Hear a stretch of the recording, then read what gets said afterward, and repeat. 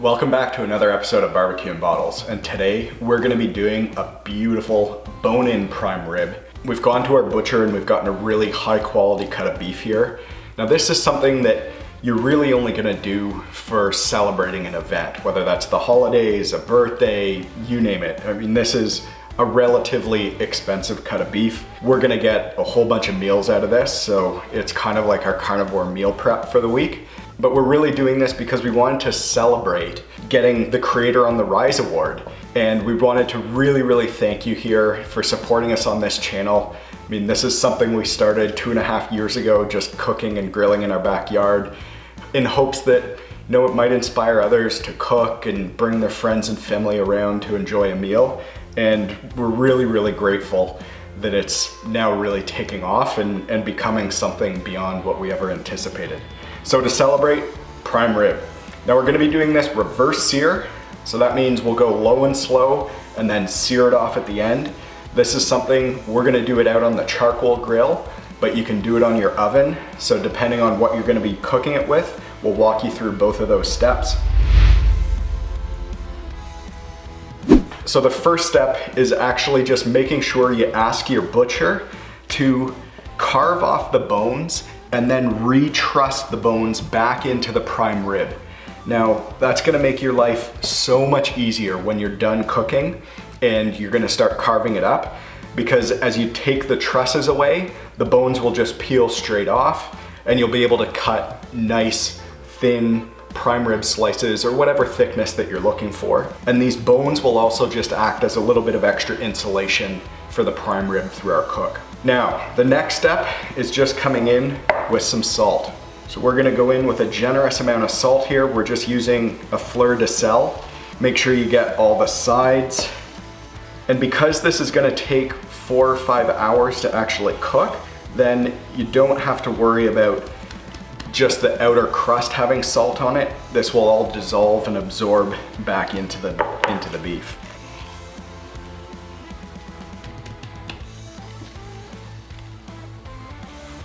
All right, and now roll the roast around on your cutting board.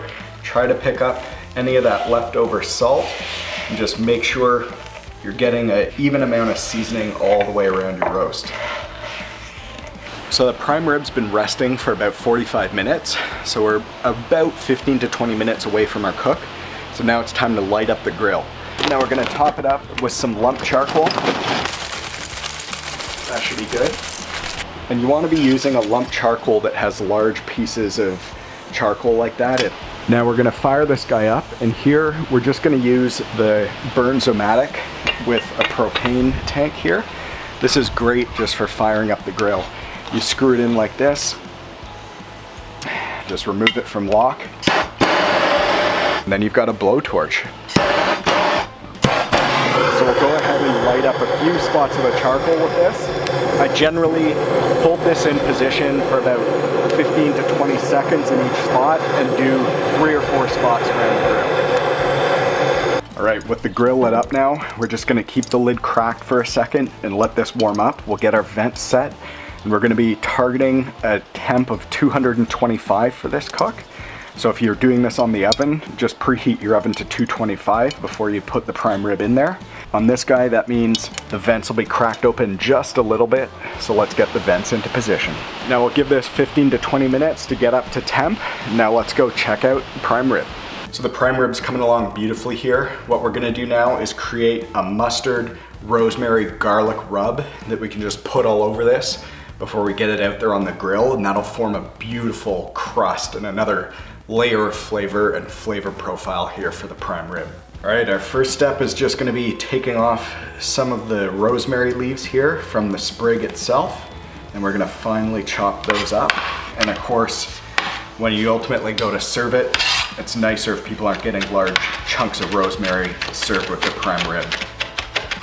All right, we'll just place that in a bowl here. Then we'll add in a little bit of extra virgin olive oil. And that was probably about 1.5 tablespoons to 2 tablespoons. We'll go in with some mustard, and here we're using a horseradish flavored mustard. Really nice, pairs wonderfully with prime rib. Perfect, and that's about 2 tablespoons as well. Now for the garlic, Just gonna break off some cloves here. I always find if you smash it with your chef knives like that, it just makes it easier to peel these guys. Look at that, it just comes straight off. Now we're huge fans of garlic, so we're gonna load up here. If you wanna be using at least 4 cloves, we'll go with 6, but just do this to your taste preference. Now we'll just cut the ends off of these guys.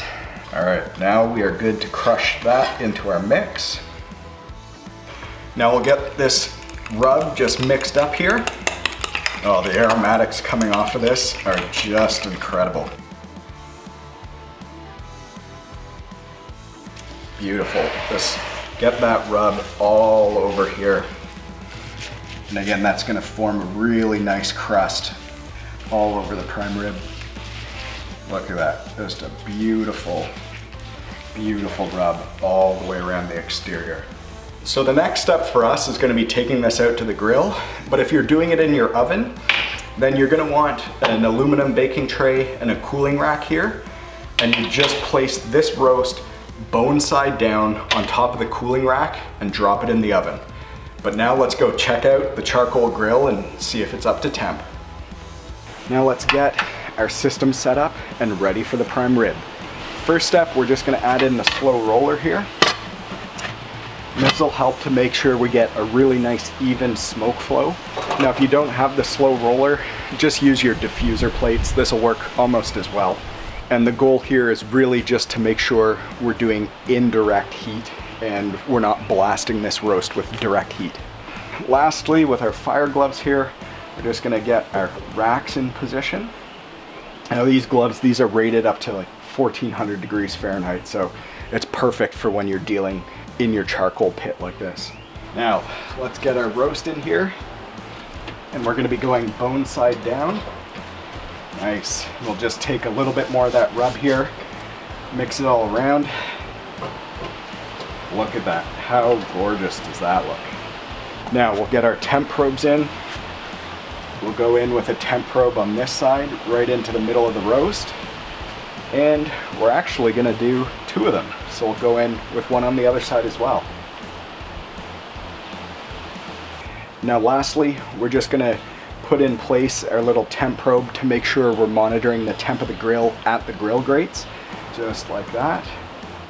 So having that temp probe on the grill grates, it'll just allow you to cross-check against the temp gauge on the dome here and just make sure that you're dialed in and you don't have a significant difference between the temp reading up here and what's down on your grill grate. Now we're gonna let this go for 4 to 5 hours. So we've just hit an internal temp of 120. So what we're gonna do is we're gonna get this guy off of the grill and onto a cooling rack, just like that. Now we're gonna lightly temp this, let it rest for about a half an hour, and then we're gonna get this grill ripping hot, and we're gonna sear it off just to bring some nice color to the prime rib, and then we're gonna be ready to carve into it. So this was on the grill for about 4 hours. You can see here we've got that rich redness from the smoke from the charcoal.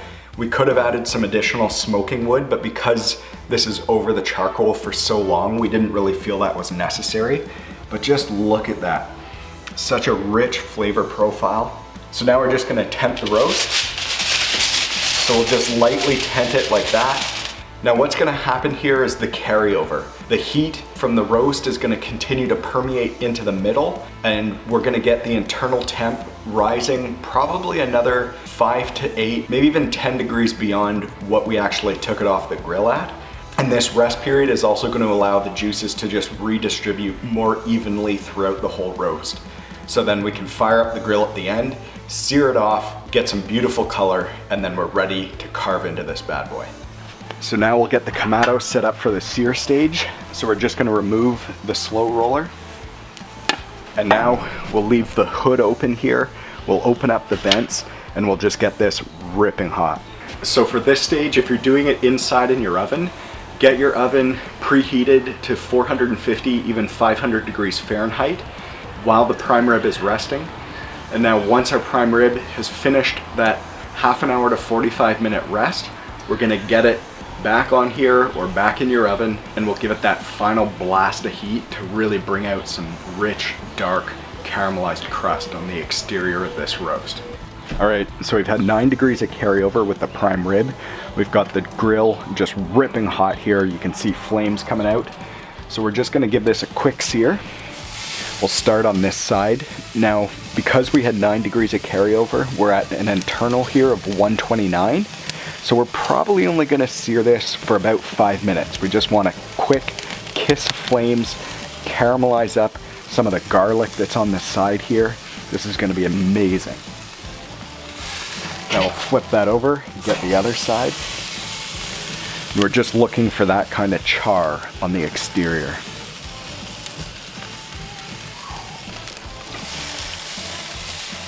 Now let's get the fat cap.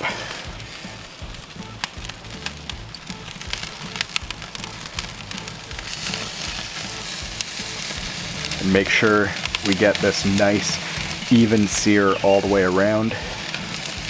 We don't want it concentrated just on one side.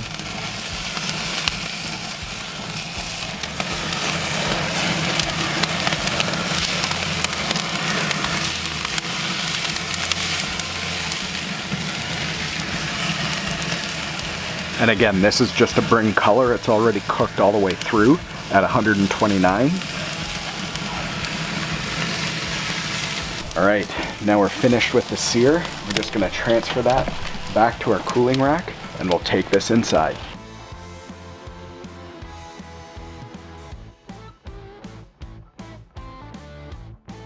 Now just look at this guy all seared up.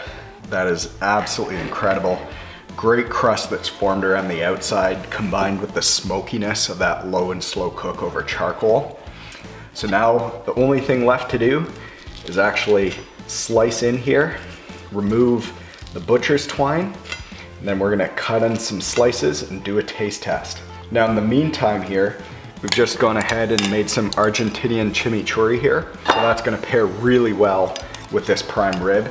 We'll put a link in the description down below if you wanna check out our video on how to make chimichurri. So now that we've got the twine off, what you're gonna do, you can easily separate the ribs like this if you've had your butcher do it. If you haven't had your butcher do that, then you're gonna wanna just slice as close to the ribs as you can and leave as much of the ribeye muscle here as possible. And these things are just incredible eating. So I'd recommend if someone coming to your dinner actually likes a bone, just cut them like this. These are some of the best pieces on the prime rib, just like that.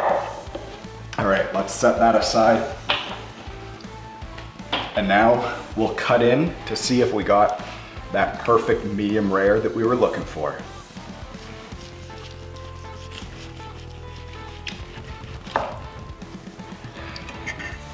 Beautiful. Now the beauty of this is you can cut your slices as thin or as thick as you want. If you leave the bones attached, then you're kind of forced to go with the width of the bone for purposes of your slices. And then you're gonna be talking about cutting off 2-pound slices for everybody, and that's, you know, not everybody actually needs a, whatever that works out to be, a 42-ounce slice of beef or a 32-ounce slice of beef. But just look at this. Absolutely marvelous. You've got that smoke ring around the edges, really nice and juicy and tender. You've got a really nice medium rare on the inside. You've got that fat that's embedded within the ribeye muscle here. So this is gonna be incredible eating. Now let's plate this. We'll add a little bit of chimichurri and then we're gonna do our taste test. All right, so now we're gonna bring over our slice just like that. And we're gonna add in a little bit of chimichurri right down the middle. Now we're gonna dig in, and I wanna try a little piece right from the middle here with the little bit of the fat and the spinalis. So we'll go in like that. Now this is gonna be the perfect bite. So tender, so juicy. You've got all the smoky flavors in there from the charcoal. You've got the rich seasoning, the mustardy, rosemary. You can taste the rosemary still in there. The chimichurri with the garlic. This is really, really good. And it's super easy. We prepped this roast in less than 15 minutes. We got it out onto the grill and just let it sit there smoking away for 4 hours. Absolutely incredible. You can do this yourself at home. Perfect for a dinner party or a holiday celebration. We're celebrating Creator on the Rise. Really appreciate every one of you being here on this channel. Nothing but gratitude toward that. So thank you very much for tuning in. If you're not already a subscriber, consider subscribing, and we'll see you on the next one.